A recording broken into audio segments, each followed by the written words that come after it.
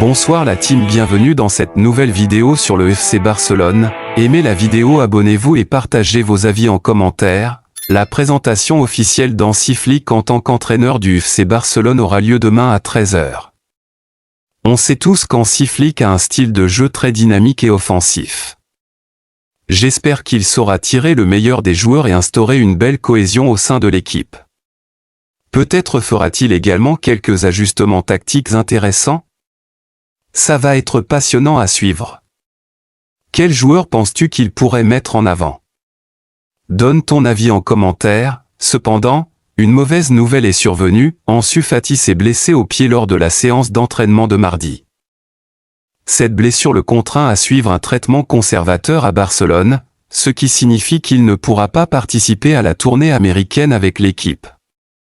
Malgré cet incident, les progrès d'Ansu Fati au cours des 17 premiers jours de pré-saison avaient été très positifs. Le staff technique, sous la direction d'Hansi Flick, était particulièrement satisfait de son engagement et de son travail acharné. L'objectif principal d'Ansu Fati durant cette pré-saison était d'évoluer physiquement et de convaincre Hansi Flick de sa valeur pour l'équipe. Après un prêt infructueux à Brighton, il avait abordé cette période avec une grande motivation. Selon des sources au sein du club, le travail personnalisé qu'il a suivi a porté ses fruits, et sa progression a été jugée remarquable. Malheureusement, cette blessure signifie qu'Ansu ne pourra pas voyager avec l'équipe pour la tournée américaine, une occasion en or pour lui de faire ses preuves auprès d'Hansi Flick et de montrer qu'il mérite une place dans le groupe. Maintenant, avec cette blessure, il va devoir patienter et espérer revenir rapidement sur le terrain pour continuer à prouver son potentiel.